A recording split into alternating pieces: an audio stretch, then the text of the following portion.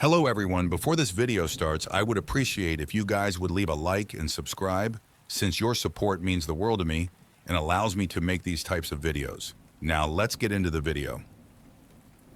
The poster read, "Happiness, sold in glass jars. Call today." And underneath the text was a phone number. I was walking home from a long, exhausting day of work when I caught a glimpse of the paper stapled on an old telephone pole. I took a picture of it thinking it was amusing. I was going to show my wife once I got to our apartment, but I was caught up with chores and forgot about it.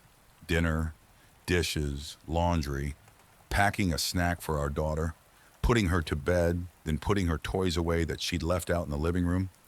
Every night, it was the exact same routine. The next day, I awoke sleeping back to back with my wife. I always had to get up earlier than she did for my job, so I quietly got ready for the day and headed out the door. At work, I was updating the company's latest expense report. Most days were similar to this one. They were basically paying me to stare at a computer for 9 hours a day and input a couple numbers into a spreadsheet. I finished my work very quickly, so I decided to head out of the office early. It also helped that it was a Friday, and a lot of people leave early at the end of the week. On my walk back, I was thinking of what my life had become. I did this often. I always dreamed of traveling when I was younger. I wanted to drive across the country or solo backpack across Europe. Then I met Kelsey. Don't get me wrong, I loved Kelsey. I still do. We just don't have that spark anymore. When you meet someone and get in a relationship, whether it's meant to be or not, some of your personal life plans have to be put on hold. And then that relationship turns to marriage. And then you have a baby. Then you have to enroll your daughter in a preschool. Then you have to get a better paying job and work more hours and blah, blah, blah. I'm not trying to throw a pity party for myself. I'm just saying I wasn't exactly content with where I was in my life. I wouldn't have referred to myself as a happy person. As I took the same route home that I did every day to work and back, I walked by the same poster I had passed the day before. I don't know why, I really don't, but I decided to call the number. I figured it would be some joke. Maybe someone just picks up and says, "I love you," on the other end and hangs up. Or maybe it's a line to a sex worker. I had no idea what to expect. I called. It only rang once before someone picked up. "Hello?" a woman said. Hi, I'm calling about your poster, your ad." "Oh, awesome," she said calmly. "When do you want to pick it up?" "Pick what up?" "The jar," she said, like it was the most obvious thing in the world. "Oh, of course, I realized then that I had left work early without telling Kelsey, so I could just go pick it up now and she'd be none the wiser. "What exactly is it that you're selling?" "I just told you. It's happiness in a glass jar. Like the poster said, happiness keeps best in glass jars. They're more durable than, say, a plastic bag." Okay. Should we meet somewhere?" "For sure. I don't want you to end up being a creep or something, so let's go to a public place." The public place we decided on was a Starbucks parking lot, a little over a mile from me. Now I didn't think I was really going to be buying a jar of happiness or whatever. I was 99% sure she was going to sell me drugs. Maybe heroin would be in the jar. I remember thinking, oh no, happiness is probably a nickname for some street drug, and I'm going to a drug deal. What if she's a cop? Am I going to be arrested? But something inside me told me to keep walking, and so I did. I stood outside and texted her. Me. "I'm here." Her. "Cool. Be there in a sec." Me. "What are you driving?" Her. "Silver Camry." And as her final text came through, I saw her car pull in. She took a spot not too far from where I stood. I could see there was no one else in the car, which put my kidnapping fear to rest. She opened her door and stood on the pavement, looking around until her eyes met mine. I gave her a little nod of acknowledgement. She simply responded by waving her hand, gesturing for me to come over to her car, so I did. She was young, maybe mid-20s, with curly golden hair. Her skin was pale and contrasted with the all-black outfit she was wearing. I thought she looked like Glinda the Good Witch from The Wizard of Oz had put on the Wicked Witch's clothes. "Nice day out," she said as a greeting. "Oh yeah, it is. Hadn't really paid attention to it." "You were the one that called about the jar, right?" "Yeah, that was me." "Cool. Well, here you go." She handed me a very small glass mason jar. It couldn't have been more than 2 inches tall. Inside of it was a light, not a light bulb, just light. It was like someone bottled up sunshine. It glowed even in the mid-afternoon daylight. It looked like a tiny sun or a tiny universe existing in this little crystal-walled home. I was admiring it with no attempt to hide the awe on my face. Pretty rad, isn't it? What? What is it? You've asked that like 3 different times, I think. My answer is still the same. It is happiness. Happiness in a glass jar. What do I do with it? Keep it, she said simply. If you have any problems, shoot me a text. She started to get into her car. Wait, I said. I thought you were selling this. How much is it? Don't worry, man, she said with a smile. You'll pay. She closed her door, and I stepped out of her way as she backed up, then drove off. What the hell had just happened? What was I holding? I looked down at the jar again. Its radiance was simply mesmerizing. I put it in my pocket and could see its glow slightly through my pants. I began to walk home. What was just a nice, sunny day quickly changed into a rainy one with clouds wrapping the sky. It was not forecasted that it would rain, or else I would have ridden the bus or subway to work that day. I jogged home trying not to get too drenched. I finally found shelter once I made it to my apartment building. I walked up to my door and found that my key wasn't on my key ring anymore. Shit, I can't believe I lost it again, I thought.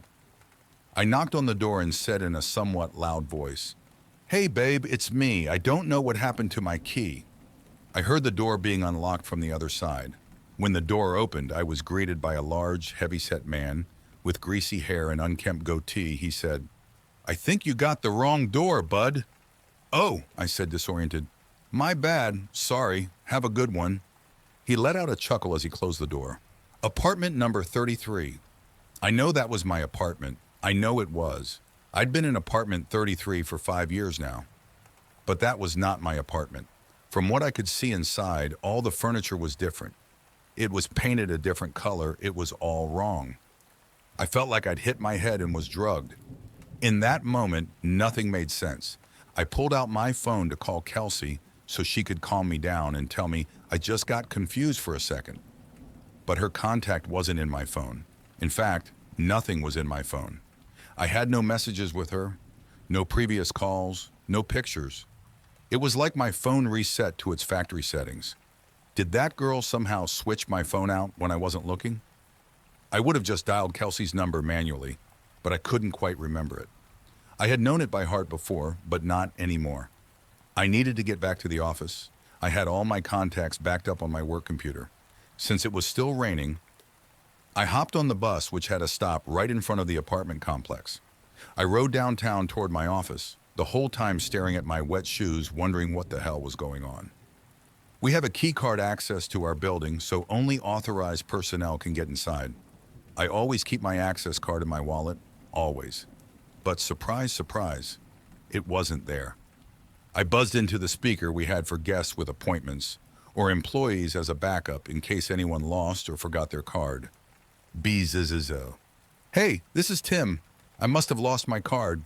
My employee number is... I stopped as I drew a blank. A voice came through the speaker. Tim, you got cut out? What's your employee number?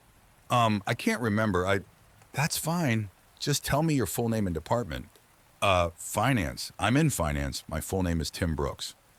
One sec. About 30 seconds later, the man spoke to me again. We don't have a Tim Brooks working in this building. Did you have an appointment with someone? I backed up in surprise, almost tripping on my own feet. I had just been in that office an hour or two ago. What was happening to me? I felt like I was getting Alzheimer's, but going through every stage in one day. I stared at my hands, unsure if I was in the right body. I felt like the world around me was disintegrating. I wasn't in control. I was merely sitting inside somebody else's head, watching the world through their eyes. Just then I got a text. I recognized the number immediately. It was that girl, the one who gave me the jar. I had forgotten all about it until I saw her text. Her. Hey, how's it going? I looked at my phone, dumbfounded. It made me angry she was so nonchalant about this. She knew what was going on. She had done this somehow. What the hell did you do to me? Her. The worst is yet to come. I was astronomically close to just chucking my phone as far as I could in frustration. I took the jar out of my pocket. It looked unchanged, still glowing just as bright. "What the fuck did you do?" I yelled at the jar, realizing I probably looked like a lunatic. As I stared at its glistening glass, I realized something. I didn't know what my wife's face looked like anymore. I knew her name. Well, I know it started with a K, or maybe a C. I couldn't picture her in my mind. I knew I had a wife. I knew I did. Yes, because I had a daughter. I had a wife and a daughter. I just couldn't remember their faces then, or their names, or their birthdays, or any memories I had with them. I know they existed. They did exist. I had just seen them that morning, right? I couldn't remember how she looked or what she smelled like. What was our first date? We had a wedding, right? What about our first kiss? Or my daughter? Or was it my son? Maybe I didn't even have a kid. But my wife or girlfriend, she was real. I knew she was. The thought was tearing me apart. I couldn't see her in my head. I couldn't recall a single fact about her.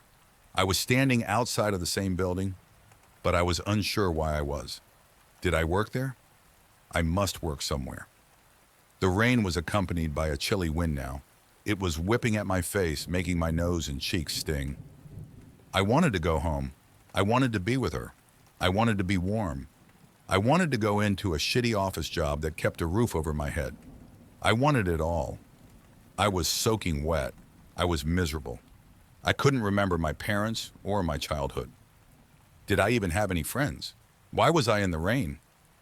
I looked down at my hand. I was still clutching the jar. The only memory of my entire life I could concretely remember was that girl giving it to me, telling me it was happiness. It did not bring happiness. It brought pain. It brought suffering. I was more miserable in that moment than I'd ever been. My phone buzzed. "Break the jar, Tim." I looked at my other hand. With the setting sun and the rainy sky, I swear the jar glowed brighter than any streetlight near me. I didn't break it because I was following her instruction. I broke it because I was angry. I broke it because I was upset. I needed a release. I raised my arm above my head and brought it down with one swift motion, shattering the jar on the concrete beneath my feet. That dark, chilly air accompanying the rain spread away like it was the shock wave of a bomb going off, and I was at the epicenter. I saw the warm yellow light from inside the jar spread rapidly across the ground and ascend into the sky. It was as if I was watching the beginnings of the universe being created, like God had just snapped his fingers and said, "Let there be light." I was engulfed in it. I could no longer see street or rain or anything dark. I felt like I was plummeting into a star going faster than the speed of light. It felt like sitting in front of a fire on a cold winter's night, but that warmth was covering every inch of my body. And then I blinked. Immediately I could feel the sheets beneath me and my back barely touching my wife's. I was staring out the window. The morning light drenched through the glass and gleamed on my face. I stood from bed and grabbed my phone. It was Friday morning. I had one text. "Let me know if you ever need another jar." I called in sick to work.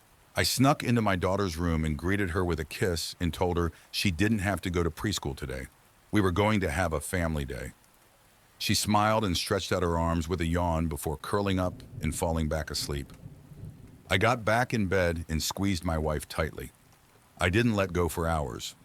Our daughter came into our room and woke us up eventually. She was jumping on the bed and shouting for us to wake up. Yesterday, I may have found that annoying. Yesterday, I may have found a lot of things annoying or monotonous or dull. But not today. Today, I pulled her under the covers in between me and Kelsey. Today was going to be a good day. Today, I was happy. Thank you for watching the video fully. Please hit the like and subscribe button, since I could not make these videos without your support, and it means the world to me.